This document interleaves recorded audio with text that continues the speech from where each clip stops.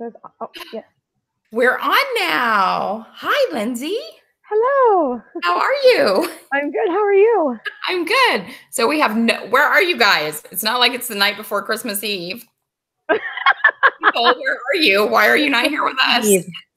Um, it's Sunday night with Lindsay. Hello. Yeah. And I'm drinking a LaCroix for a change. We have people here now. Who are our What? two viewers? Pop into chat and tell me who's here. Sorry, we're a few minutes late. I had some technical difficulties. I also had some technical difficulties. Google Hangout has decided to change everything. And not only does it make the naked truth a pain in the butt, sometimes it makes my work life a pain in the butt because of the changes that they've made. Really? Yeah. Oh, okay. So I'm sure you look lovely. Oh, thank you. Beautiful. Where were you this weekend on Instagram? I was like, where is she? So my dad actually lives out at the coast. I guess I should talk to the camera, not to you. But whatever. He lives it like northern Oregon coast, and so we usually do our Christmas after January, but this year he thought his dad was going to come, and his dad's old, but ended up canceling. And in the meantime, my brother and I had rented a house because my dad only has 2 bedrooms, and so my brother and I had this like huge house, like 5 blocks from my dad. So we were in Nehalem, Oregon, which is where my dad lives. Beautiful. Of course, really I'm thinking, is she going to be able to get internet from there? That's where my mind goes. Yeah, we had Wi-Fi, but yeah, I knew I'd be back tonight, and I have a holiday party after this. So I've made a interesting cheese ball to take to the party. Okay. Well, tell me about what's in your interesting cheese ball. It's pepper jack cheese, cream cheese, cheddar cheese, olives. Whatever. It really ensures that I won't eat much of it. Cilantro, and then it's instead of the nuts, like a regular cheese ball has the little shaved nuts, it's like spicy nacho cheese tortilla chips. Ooh, yeah. Yep, and then I got wheat thins to go with it. So I made a cheese ball. Awesome. Yeah. So we have Fat King's Phil here, who's going to be our next guest on the 27th. And you really threw me with that Instagram story about the blonde woman sleeping on your couch, just saying. You're talking to Phil, not to me, I'm assuming. Yeah, for Phil. Spiffy Keen 13 says she loves Lindsay. I don't know who that is. Do you know who that is? Not off the top of my head, but maybe that was the one who was saying that she felt bad about Sarah, but was looking forward to seeing me. So obviously she's been my best friend. Obviously. And Nora Simpson Harris is here. So hi guys, thanks for joining in on chat. So on the off chance that people will watch this who don't know who you are, which I find very hard to believe, can we do a recap of your WLS story? Oh God, we're here for how much time? Okay, so I had VSG December 5th, 2013. So I am 5 years post-op. Do you want to go through my stats too? Yeah. Okay. Well, if you want, I mean, it's totally up to you. I mean, I'll just do my regular YouTube intro. So my heaviest recorded weight is 319. I started the 2-week pre-op diet at 301.2. Day of surgery, 291.8. My lowest weight lost was about 18 months post-op. So what is that? June, July 2015. At 181.2 exactly.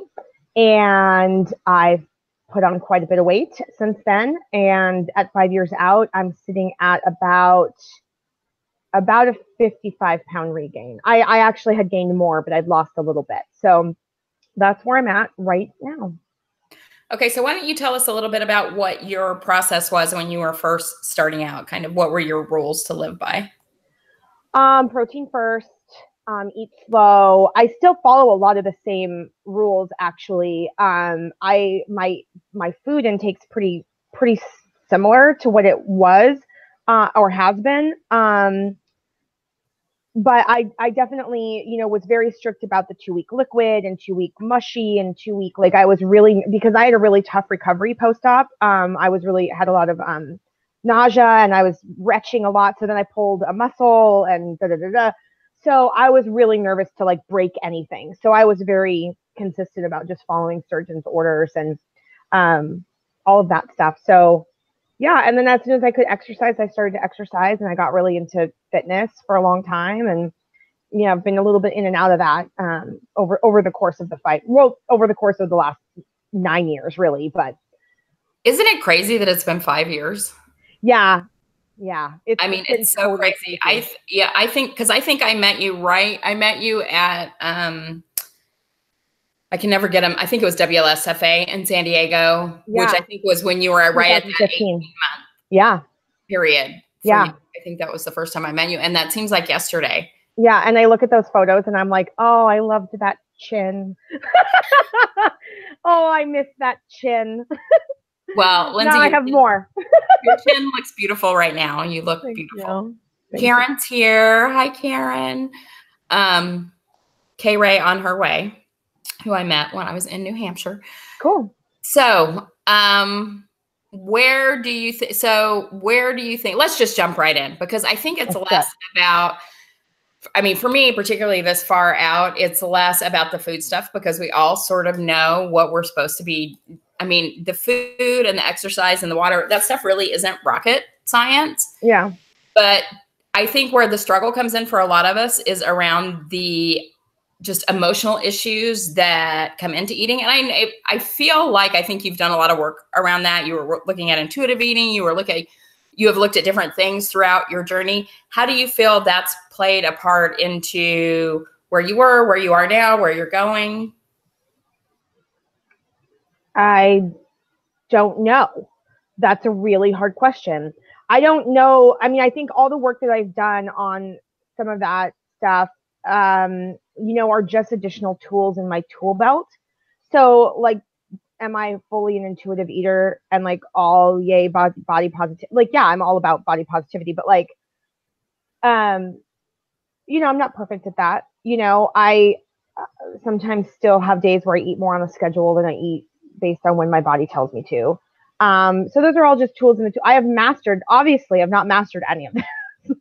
Well, I don't think many of us have. I think it's an ongoing thing. And I think part of, I think part of the struggle for some of us is that need to be perfect at everything, which we don't, it's like it's one little thing at a time. Yeah. As we go into these habits. I really feel like in the last 2 years, especially, I really vacillated between feeling good and I don't want to say positive because I don't necessarily feel negative on the other side of that, but like being more productive with my body and my meal prep and doing that stuff. And then on the other side of that, vacillating between that and like just being in a spiral. And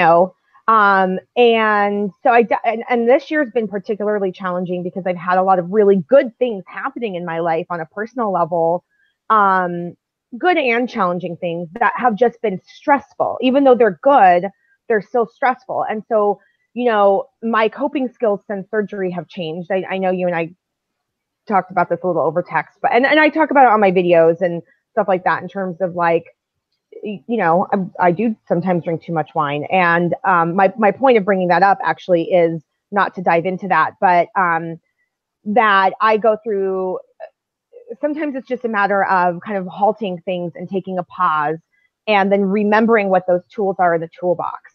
So for me, if anybody watched my YouTube videos, they know I've been considering a revision, that I was on phentermine for some time. I'm not on it right now. And everyone, it's so funny because I don't get a lot of negativity on my YouTube channel, but I've gotten a lot of very strong opinions about the phentermine, which is fine. But they're like, the second you stop taking it, you'll gain all that weight back. And I haven't. I actually kept off all that weight for several weeks until the holidays really started and, things started happening. And then I put on like 3 pounds. Okay, big deal. I'm not too worried about it. But again, kind of circling back, every year I do a dry January, and this year I'm actually really excited for that. Last year I was more nervous and it was about weight loss. Like for me, it was about trying to lose weight and that's still a motivator. But I'm actually doing a dry winter. So I'm doing January, February, and March. And that'll be the longest I've actually purposefully not drank, since I started drinking post-op, which is right around month 3 or 4. Mm-hmm. Again, that started drinking, but the first time I introduced alcohol into my diet post-op was about 3 or 4 months out. So I'm really excited for that for lots of reasons. A, to see if I do lose weight, and B, to kind of kick myself out of like what has been just this really stress cyclone. And I have to reach into that toolbox, right? Because I'm not going to be able to go to the bottom of a bottle of wine. So I'm really interested to see how that goes. I started going to therapy again, so I've got a good support system. You know, I have several friends who are doing it with me, a couple in the community. So I feel strong about it. Like, I feel great. So again, that's the vacillation, right? Of like, now I'm just trying to survive the holidays, but I'm actually like really stoked to get back into a fitness routine and get better sleep and feel good. And, you know, like all those things that, yeah. So and not, you know, just focusing on the drinking, but I stopped drinking for 60 days after my relationship broke up. Not so much. I mean, I did want to get my food back on track, but it wasn't so much about that as it was not being overly emotional and everything. And coping with alcohol. And coping with alcohol. And I'm drinking sparkling water, just for anybody's reference. I'm not. I'm drinking champagne for anybody. Although I do have my party rosé ready to go. Anybody who wants to know, this is champagne. But it was a really good thing for me to do. Number one, to know that I could do it. And just particularly during that time in my life, I didn't want to be responding emotionally, which happens when you're... Well, and to deal with your emotions without having exactly. to, you know, like not just responding emotionally or responding maybe when you've had a drink or two or 8, but actually being like, wow, well, what am I actually feeling, instead of just continually like really shoving that shit under the rug. And the more I kind of look at that a little bit closer, the more I realize I've done that so much especially this year. And I don't even know what that is about. I mean, exactly. So yeah, it'll be interesting to find out. Do you think, and I'm just bringing this up because I can see that this might be something, and I haven't seen the comments that people have been negative about phentermine, but I think we all used fentanyl. I mean, I think most of the people probably who had weight loss surgery used phentermine at some point before they got to weight loss surgery. I had not, but I was young. You know, when fen was a thing, I was like just in college. So go remind everybody how much younger No, that's not you're not that much older than me, by the way. But you know, like I wasn't there yet. But yeah. Anyway, lots of people had said they had used it, so I didn't mean to. So I mean, and you know, because I was watching back some of your videos over different times to get ready, because it's been a minute. And this is probably why I'm only interviewing people I know for the most part, is because it's a lot easier than people than getting up to speed on people I don't know. Yeah. One of the things that I saw consistently throughout the years is it was always sort of like a new plan. I'm doing a new plan. I'm doing a new this. I'm doing a new that. I mean, do you feel like that you're always sort of still looking for that magic bullet? Of course. But I mean, ultimately, I don't know. I mean, ultimately, it's about changing these habits for a long term. There is no magic bullet. Yeah, I mean, I think the misnomer when I first started putting on weight and realizing it wasn't coming off, thinking it was my food, and so I really worked on that, and I really feel really good about where I'm at with my relationship to food, with what I put in my body every day, what I let myself put in my body other occasions, you know, like yesterday I went to dinner and I had 3 bites of cheesecake, like fucking big deal. You know, like that's not, I don't have a cheesecake sitting in my refrigerator, you know?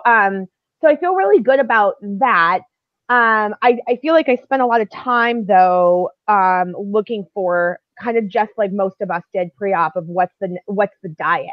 Right. You know, let's do keto. Let's do, I mean, no offense to the hundreds of people in the community that do keto as a lifestyle, but you know, and I've always been a paleo, so I'm not super far from that from an ideology standpoint, but you know, let's try the elimination diet. Let's do a liquid. It's like, okay, so I had to really look at, you know, I think it just kind of came full circle where I was like, you know what, actually, I'm just naturally making better choices.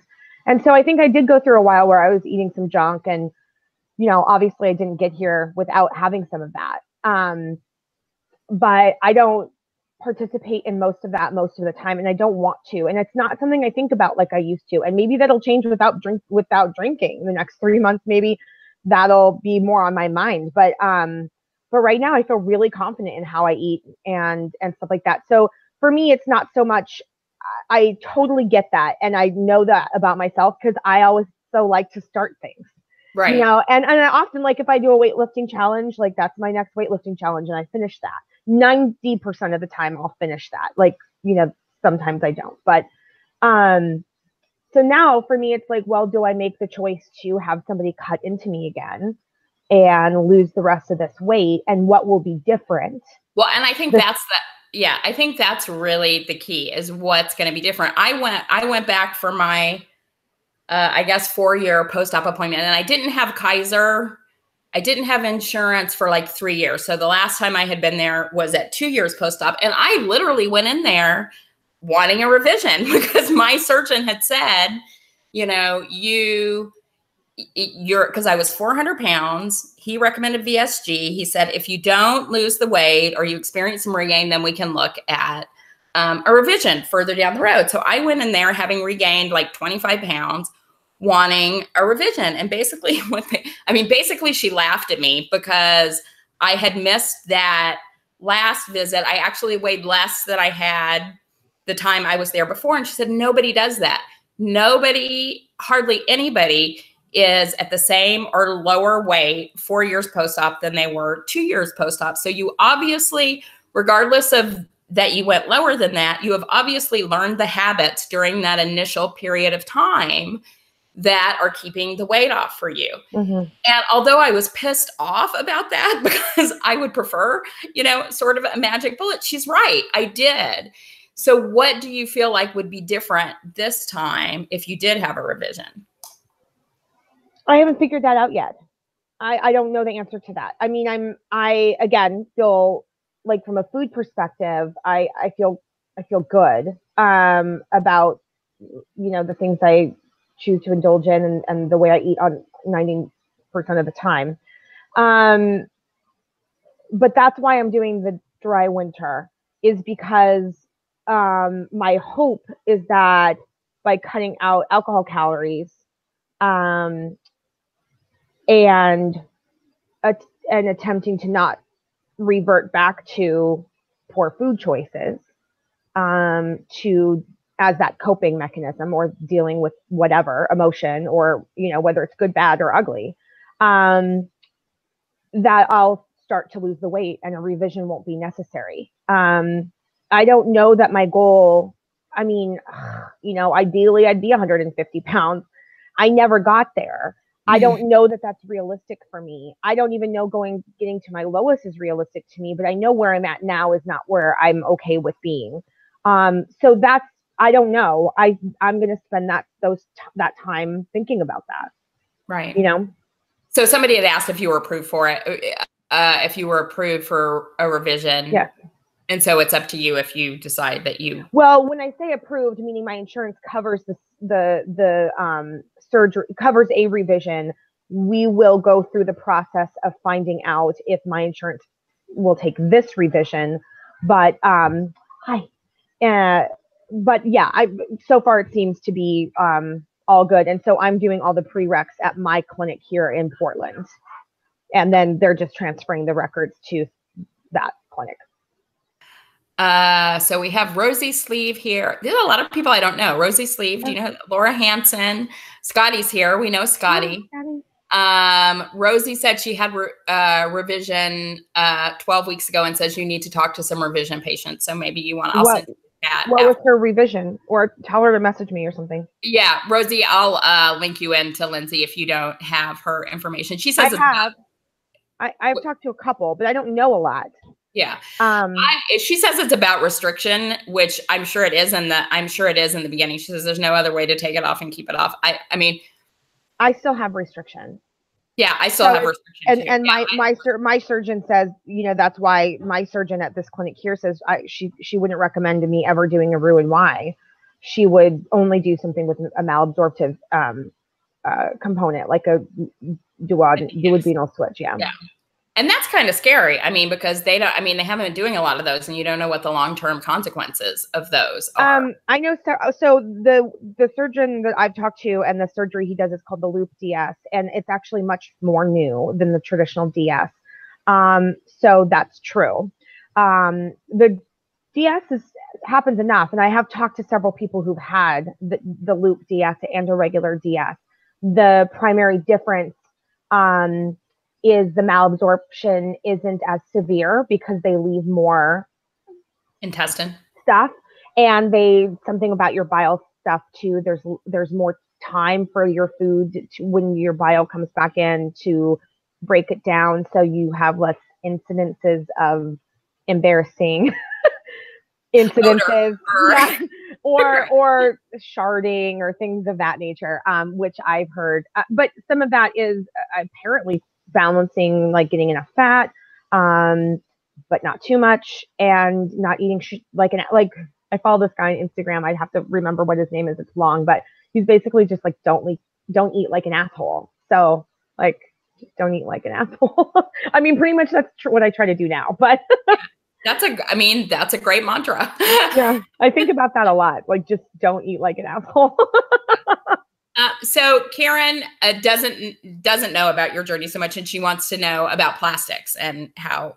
Not on the radar. Until I lose until I were closer to 200 and hopefully below that.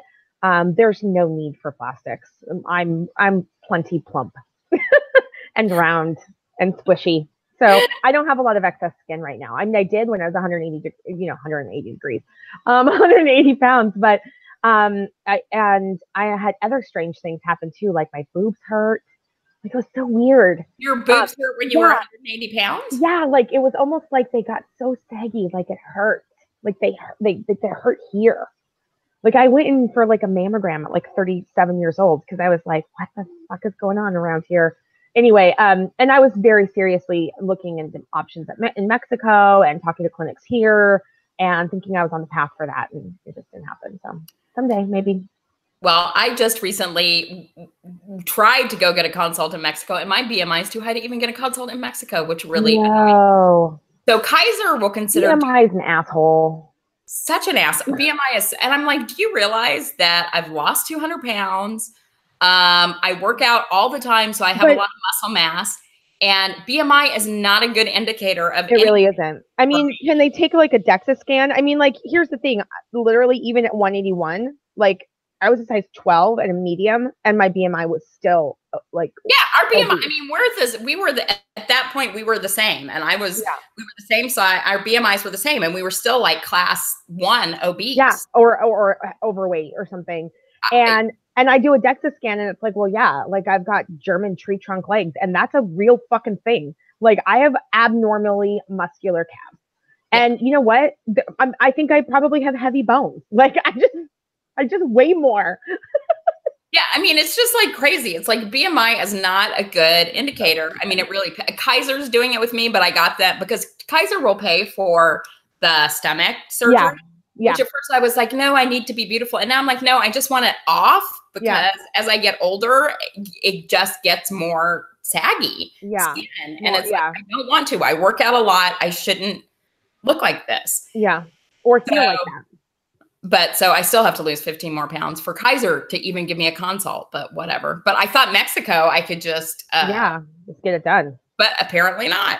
Oh, wow. Who knew? That's amazing. Here, she says, love this conversation, ladies. Love the idea of a dry winter. I think I'm going to borrow that idea.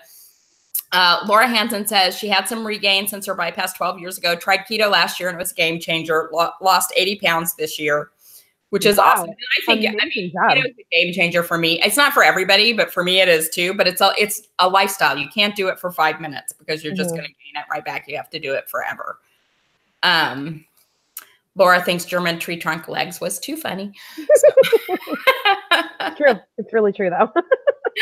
Oh, and I like Spiffy Keen. She says, so surprised, Liz. You look so great. Well, thank you. Aww. But I still need plastics and to lose like 30 more pounds. But anyway. Well, you just said 15. So let's have small goals. 15 for the Kaiser consult. And then I'll lose probably 15 with in skin, because that's what they told me a long time Oh, ago. wow, really? Holy crap. That's amazing. I mean, that's what I feel like. If I could just get it, Yeah.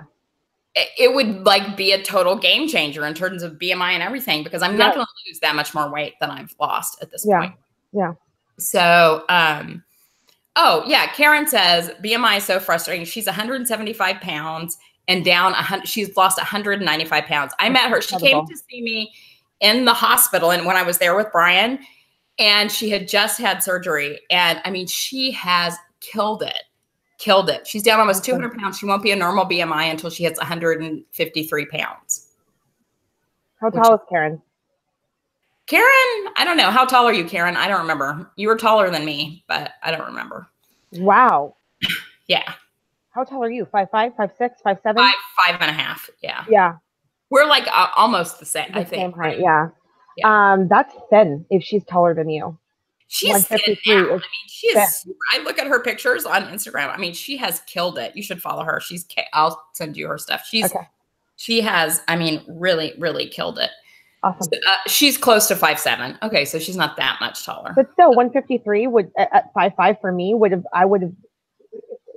No, you would. I mean, it's all math. So if she isn't, it's all math. So it's the same regardless of. That's what's so frustrating about it is it's just math. Right. Just your height divided by. I mean, your height divided by your weight. I know, but why would you? I mean, anyway, I'm just saying, like, not everybody's goal is to get to like the lowest they possibly. Like. Being whatever. Yeah, it's stupid. But I was really upset when Mexico said my BMI was too high for a consult. Yeah. Like, damn.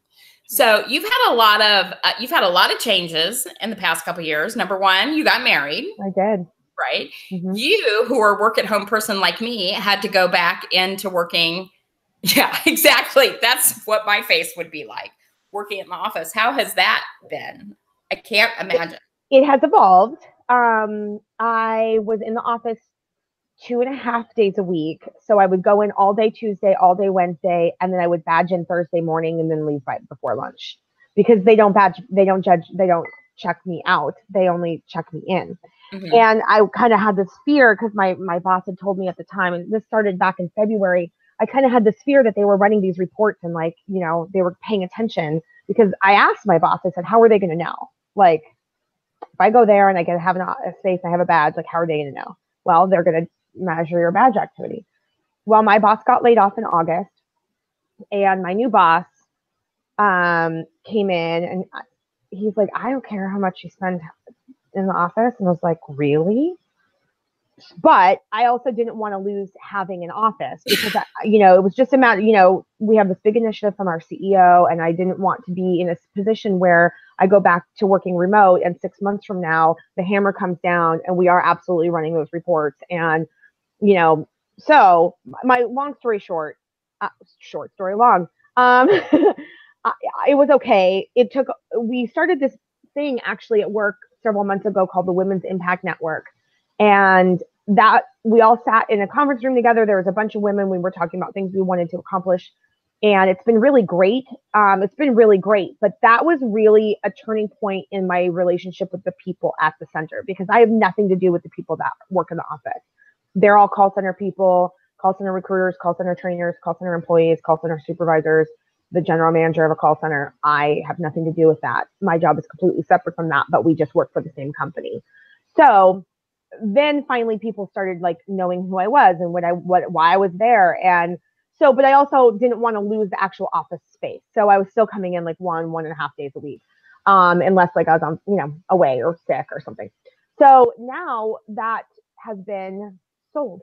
That part of our business has been divested, and my office now, or that office, is like in the morning, like a 13, 15-minute commute. Now I have to work in Tigard. I have to have an office in Tigard. It's probably a 45-minute commute to an hour, but I don't have to badge in. So they're never going to know if I'm there. And I have an office space that I'm sharing with somebody I hired a year ago, like an employee I hired, like as his recruiter.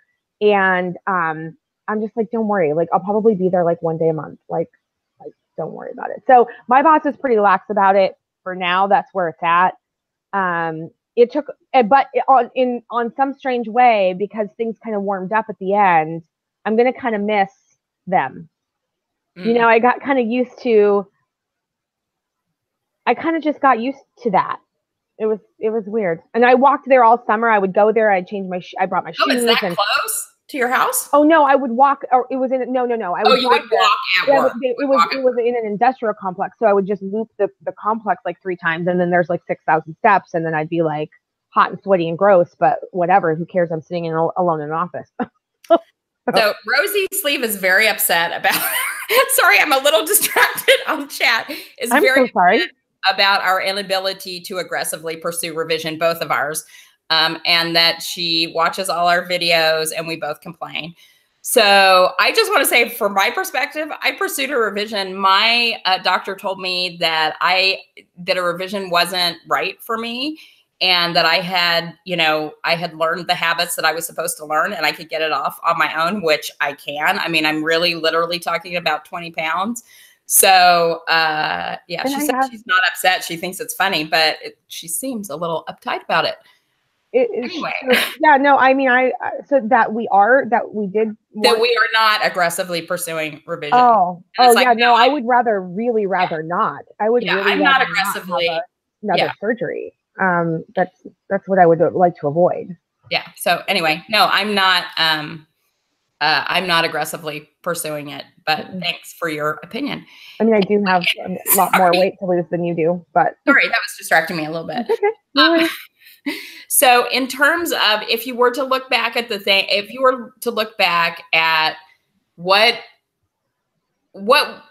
there anything you would have done differently early on that you think would have you be at a different point at this place? I don't know if it would have had me at a different point in this place, but I definitely would have done what I saw other people do, a couple other people do, which was I would have waited a year to drink. I would have, when I first gained those first sets of pounds after I had the steroid shot and the birth control change, instead of letting that spiral, and I knew that's what it was, but there's nothing I could do. That weight came on literally like overnight, within 10 days, right? 20 days. And so that's what it is. But I would have just let that figure it. I don't know. I would have stopped there instead of letting that get up here and go, right? Those are, but I don't know. It's hard to say. What advice would you give people who are just starting out? I feel like I'm flashing everybody. Not to drink alcohol. We can only see you. Honestly, I really think that that's a valuable thing that I wish I would have done. Yeah, and you're not in a rush. You'll be able to eat all the things at some point. So there's no rush to test the limits of how much you can eat, or if you can tolerate sugar, or you know what I mean? There was a lot of putting my toe into the water that first year of being well, can I get away with this? And in the first year to 2 years, you can. I mean, and the sugar thing is a different thing, but you can get away with almost anything and still lose weight. So, taking that time for granted, you shouldn't. The honeymoon period is real, and regain happens. I mean, I know most people I know have lost their weight and put on at least 15, 20 pounds, sometimes 30. And whether they got some of that off or not, shoot low and expect to bounce back a little bit. There is definitely a bounce back. And I didn't believe that. I was all like, that's not true if you're doing this, that, or the other, but life happens. I mean, life. Well, and bodies do too. I mean, I think it's really typical of almost everyone with everyone I know a lot of people with VSG, and no matter what their lifestyle is, for the most part, at 18 to 2 years, when that weight loss is pretty much done, there is a bounce back. Whether they're, I mean, a little bit, even it could be even 8 to 10 pounds, No, I've seen it with everybody. And I didn't believe that initially that was going to happen. I thought but everybody, no matter the people who are the most strict, the people who are, I think that just about everybody hits their lowest between 18 and 18 months and 2 years. And then there's a little bit of bounce back. Yeah.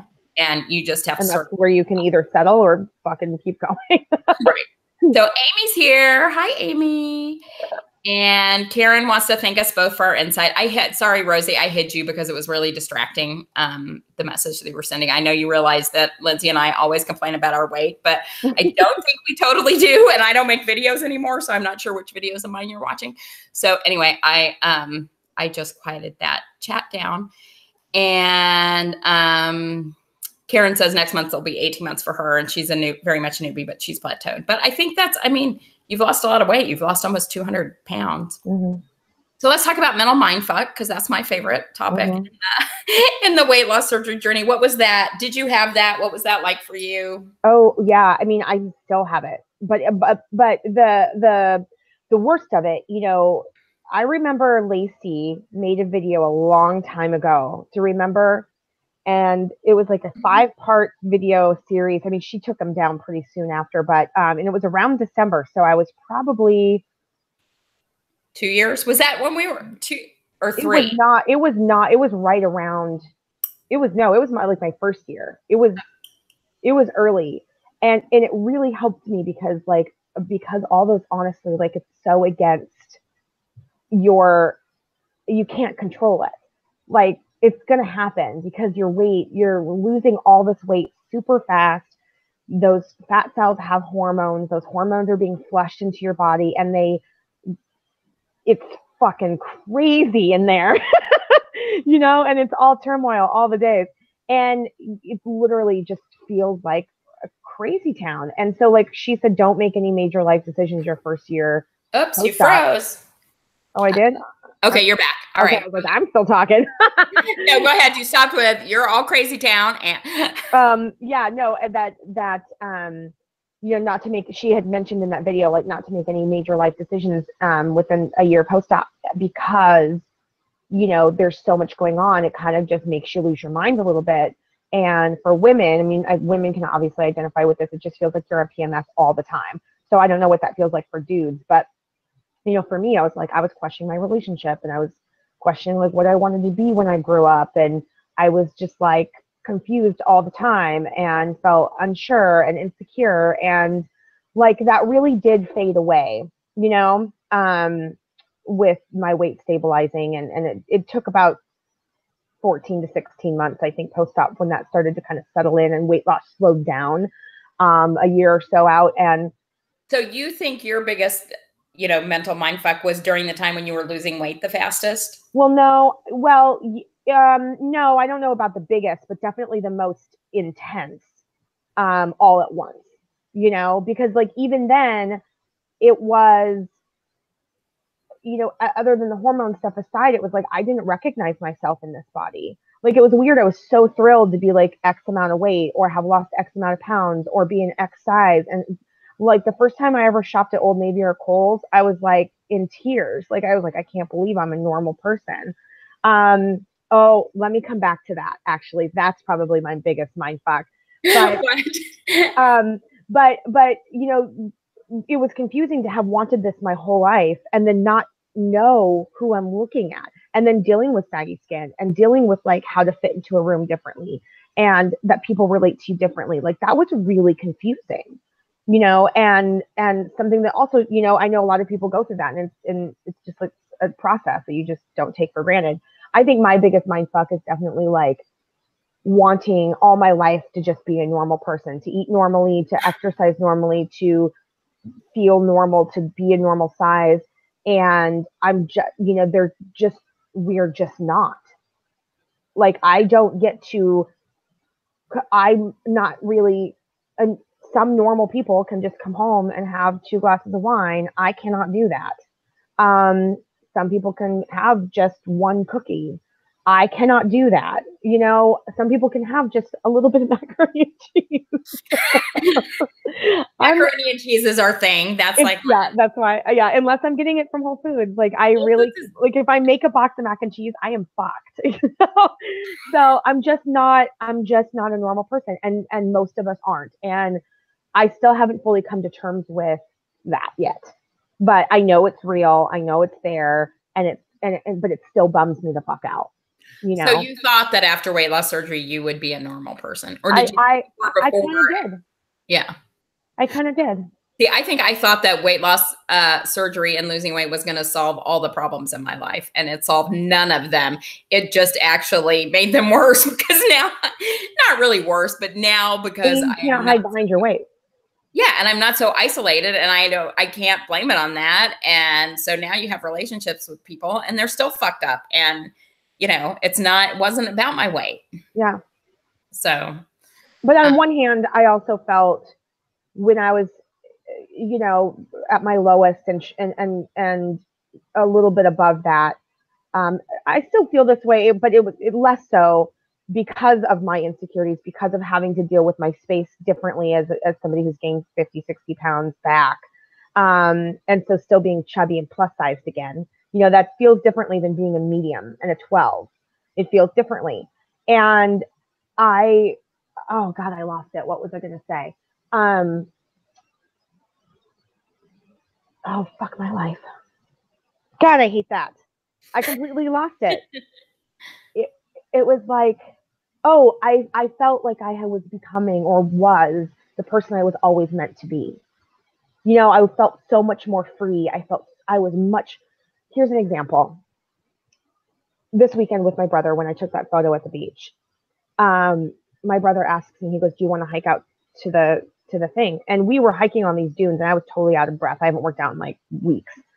And I was like, no, I knew it was like 2 miles. It was already like it's going to start to rain. It's getting dark. I was like, and honestly, I was like, I don't think I can, no, I don't want to.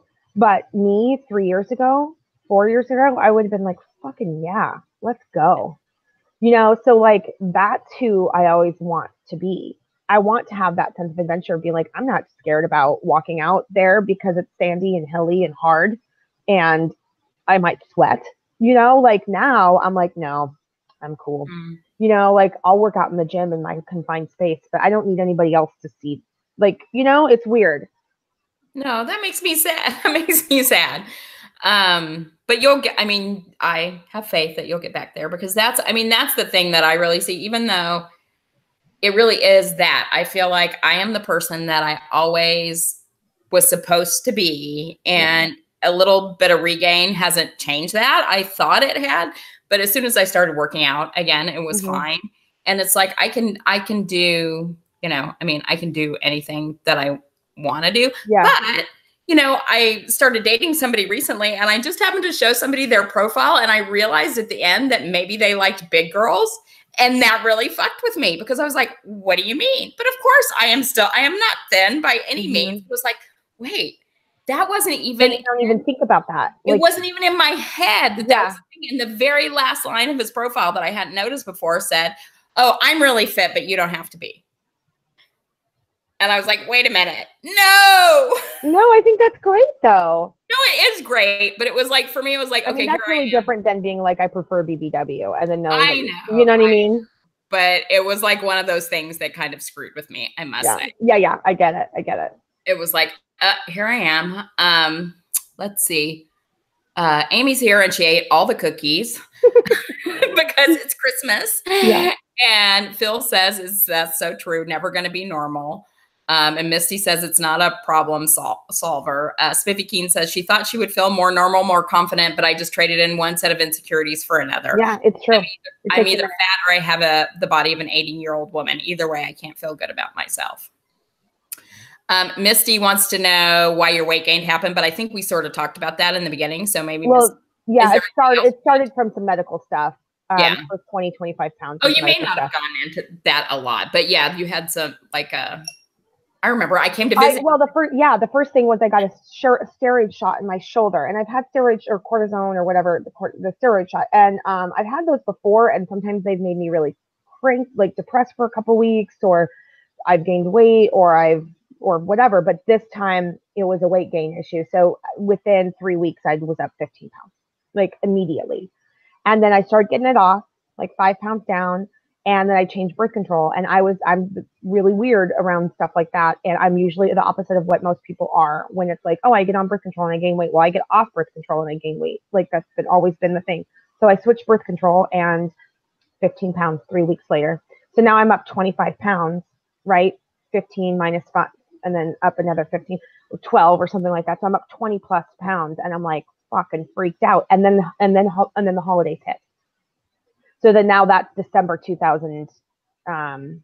It was like 2 years ago, right?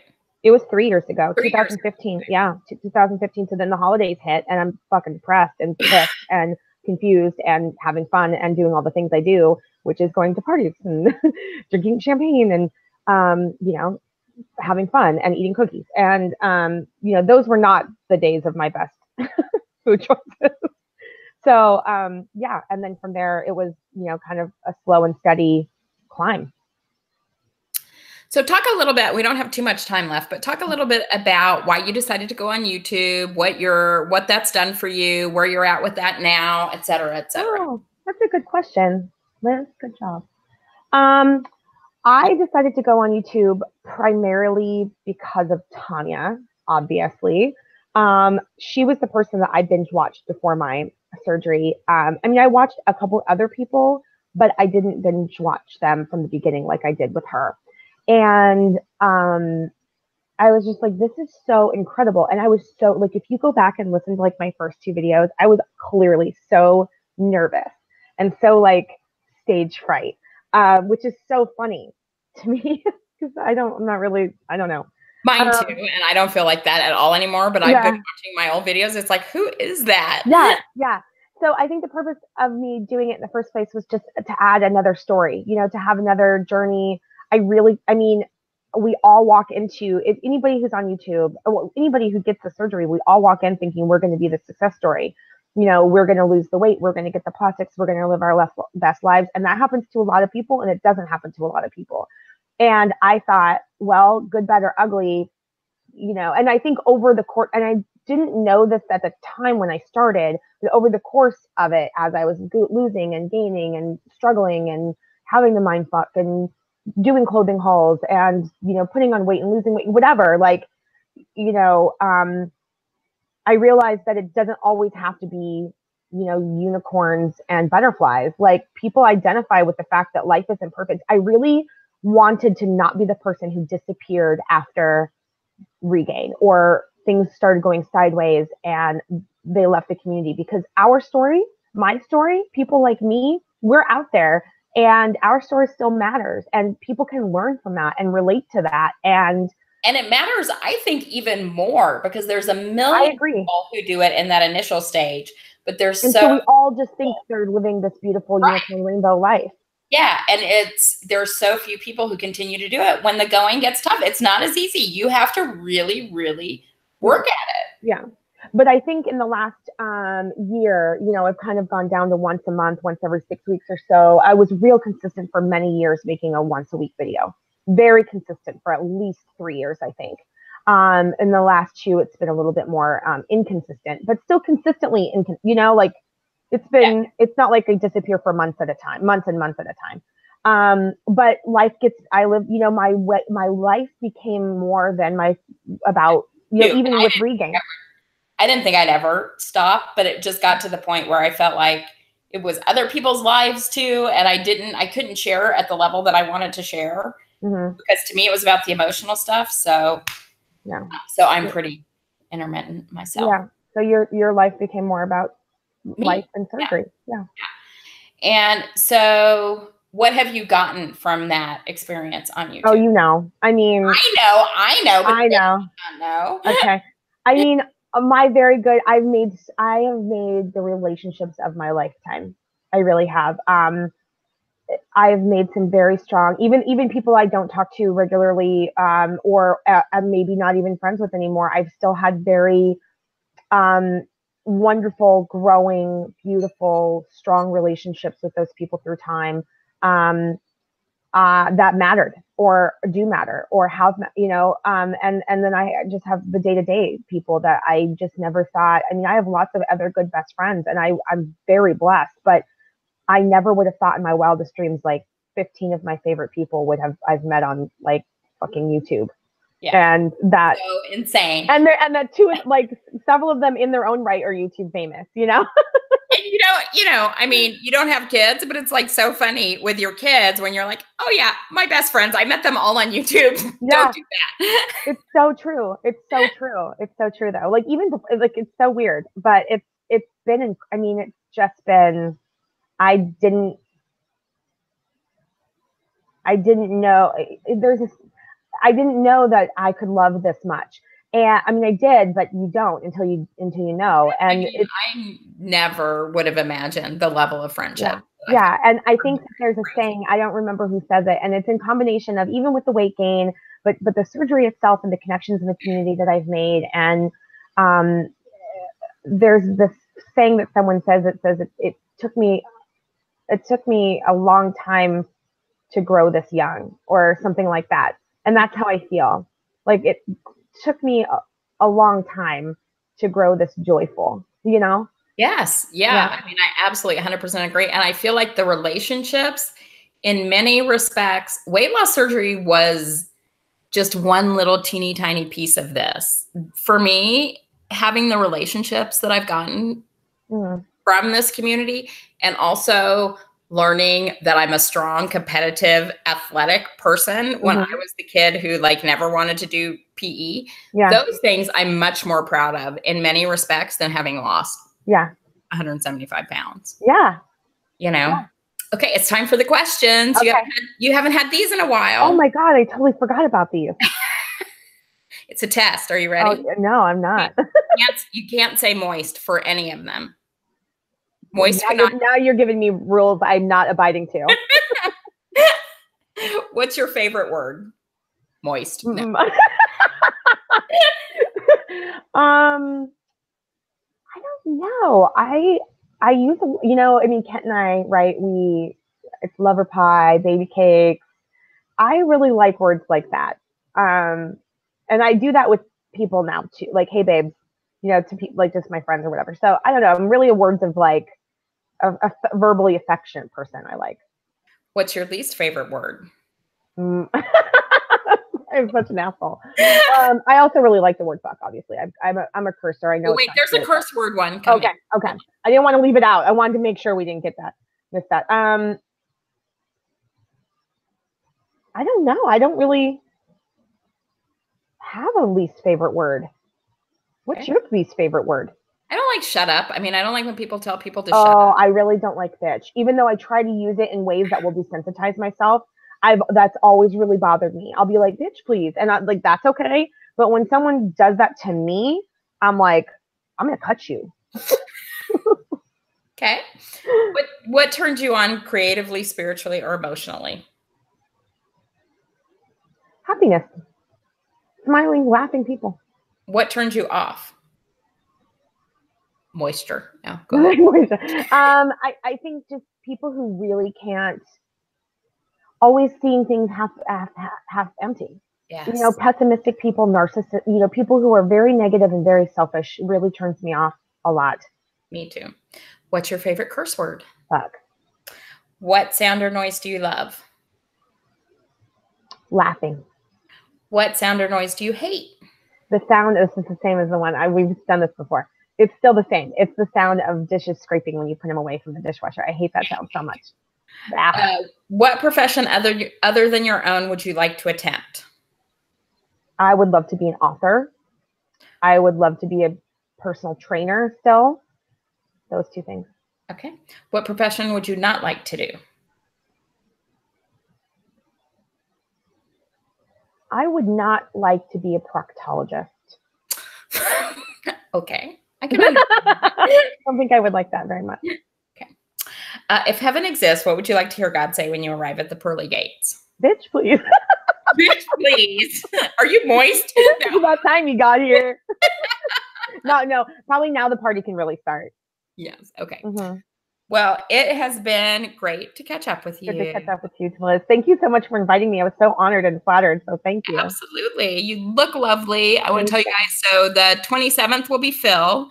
The 28th will be Joby Red Funny Girl, because we had a lot of requests from people to talk to somebody who had weight loss surgery, gotten to goal, gotten pregnant, got pregnant, had a baby, and is struggling with the regain from that. So that's Joby Red Funny Girl, who you guys may not know her, but that's her experience. And then next Sunday, it's Grace Gets Gastric, and then I'm going to disappear for another year because this is fun, but it takes a lot of time. Sounds good. All right, take care. Bye, guys. Thank you.